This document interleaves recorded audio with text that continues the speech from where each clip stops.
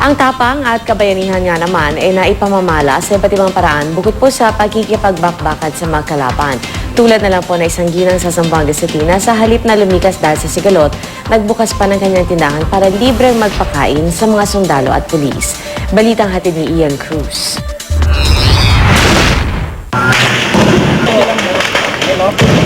Nasa 300 metro lang mula Lustre Street, Barangay Santa Catalina, ang bahay at tindahan ni Nene Luy o mas kilala sa tawag na Mami Nene.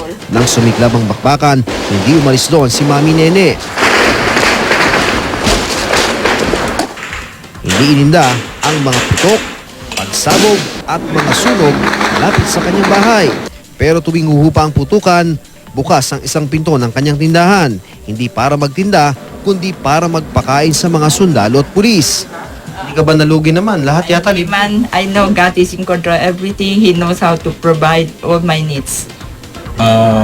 Actually po, nung first 2 days pa namin dito, si nanay po talaga ang nagbibigay sa amin ng tinapay, kape. So, salamat po talaga kami sa kanya kasi even though sa duties namin dito, meron pa lang mga taong gano'n na willing at heartily na nagbibigay sa amin ng tulong.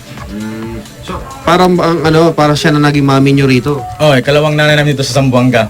Maging sa media na nagko-cover, todo alok si Mami Nene. Hindi pwedeng idahilan na busog o kakakain lang. Bawal daw tumanggi sa biyaya. I'm offering you Oh, what is this? menudo sandwich. Menudo sandwich. Tikman natin, Mami, ha? Yes. Thank you, ha? You're welcome. Lahat. Specially made for you.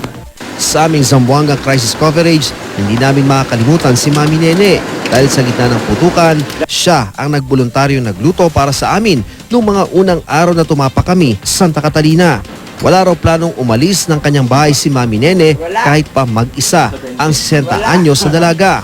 Naniniwala siyang misyon niyang paglingkuran ang mga taong ang buhay ay nakalaan din para sa bayan.